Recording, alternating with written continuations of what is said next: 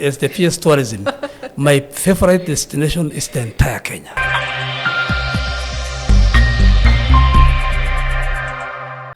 Hello and welcome to the Thoughts of Trades podcast. My name is Terry Moikamba and here we have conversations around trade and it's powered by China Trade Week. Now, today we have the Honorable John OLOLTUAA. He is the PS, Ministry of Tourism. Thank you so much for honoring our invite. We are so glad to have you. Thank you, Terry, for giving me these opportunities. My name is OLOLTUAA John. I'm the PS for Tourism. Yes. And I'm glad to join you. Yeah, thank you so much. Before we even start the interview, now that you're the PS for Tourism, I imagine that you have been to so many destinations in our country. Which is the one place that you absolutely love? Of course, I love Kenya. Yes. Just to begin with, of course, I love Kenya. It's a very beautiful country. Yes. You know, with all the beautiful scenery, the oceans, the lakes, and the mountains. Yes. And the beautiful culture. But I also love the other countries I've visited, because for every country that you visit, there is always something unique. True. There are those countries that have maybe what we have, the landscapes and so on. Yes. And therefore, I would say that every other country I've visited is also exciting. Okay. But obviously, Kenya is more, it's always exciting also. What is your favorite destination in Kenya? In Kenya? Yes. You see, as the PS tourism, my favorite destination is the entire Kenya. Right? Good answer. Yeah, because I'm actually looking at, yes. you know, we have the tourism circuits, and every part of of Kenya. Yes. We have the Western Circuit, the Central Region Circuit, the Coast Circuit, and so on. Yes. And each of these has got something very unique and very special to offer. And I would therefore say, when I go to Lake Victoria, go to Ruma National Park, go to Rusinga Island, and all. Yes. It is wow. Yes. When I go to Kakamega Forest and the beautiful birds that are there and so many, it's wow. Yes. When I go to Turkana and I go to Marsabit and I go to, you know, like Diani, I was yesterday in Diani. Yes. When I go to Masai Mara, the wild beast migration and so on.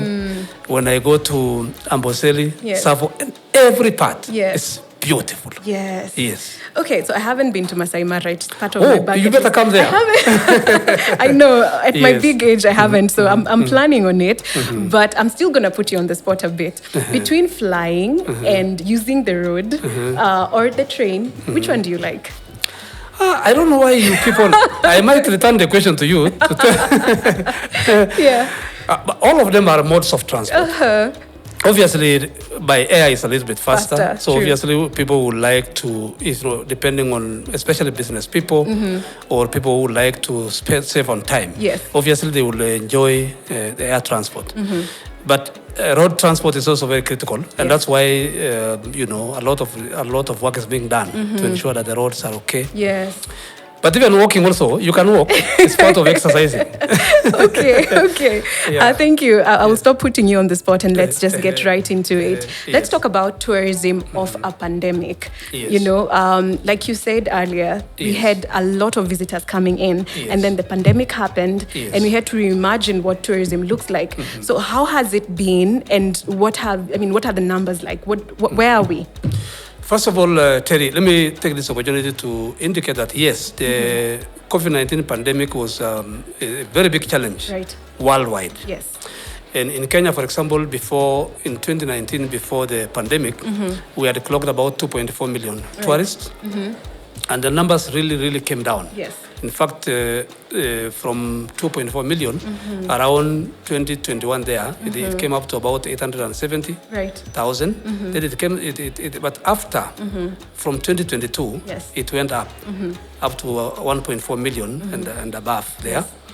And I want to say that at the moment, the numbers are going up very well, because from January 2023 to September 2023, we are now clocking 1.4 million and above. In fact, we target, or we project that the numbers will be higher. Yes. Maybe by the end of this year, we might even clock about 1.8, 1.9. Impressive. So there is a rebound in Kenya and across the world. You know, people now are very excited. They want to travel. They want to see what they have taken long without seeing because of the COVID-19.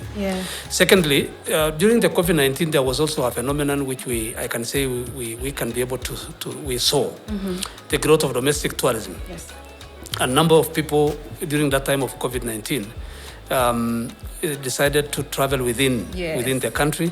Many of the Kenyans who had not been traveling to see what Kenya has also were able to go out. So there was also a growth in domestic tourism due to the pandemic. But at least right now, there is a lot of visitors coming up and so on. Our hotels at least are reporting good booking. And I think we are very optimistic that the numbers will grow.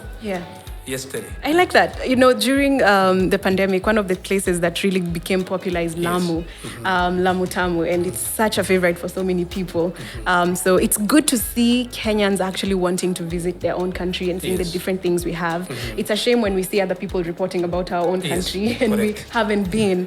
So, you know, I like where we are headed. And one of the ways that we've been using to promote, you know, Kenya as a destination is through Magical Kenya. So I would like to understand, one, how it has evolved and what's the vision? What's the vision here? So Magical Kenya, the key role is marketing Kenya. You know, all the unique products that we have. Currently, we have done, through Magical Kenya, we have done the mapping of all the touristic attractions in the country. In other words, we have checked what each county has to offer, and we are documenting it. So Kenya Tourism Board is the one that does the documentation, and then it does the digital marketing. It projects what we have, and therefore I can see that the vision is really transformative vision to be able to showcase what Kenya has, and they're already doing that. Okay. All right, before you leave, let's talk about meeting, conventions, incentives, and events. So currently we know that business tourism is huge, but people are building malls, they're not building convention centers. So from your perspective, what is the problem and what do we need to do? First of all, Kenya is the home of MICE. We begin with KICC here, which is an international convention center, which we have rebranded. We have done to make it beautiful, to attract people. You are aware the plans of the government also to do the Bomas International Convention Center. But apart from what the government is doing in terms of conventions, convention centers or facilities for conferences, the private sector is also playing a critical role.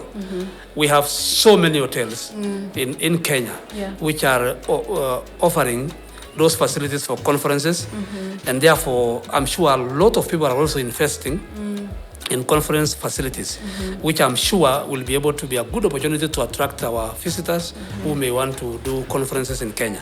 So I think we are on the right path. Okay, but we need to do more. Yeah, of course. Yes. All right. Thank you so much for coming onto our podcast. We really appreciate your time. Thank you, and be blessed, Terry. All right, thank you. And you are also Magical Kenya. Amen. Yeah, thank you. All right. Well, there you have it. A very insightful conversation from the PS Tourism Honorable John OLOLTUAA. Thank you so much. Terry, let me also say thank you for this opportunity. And let us all, be happy about our Magical Kenya. That's true. Thank you.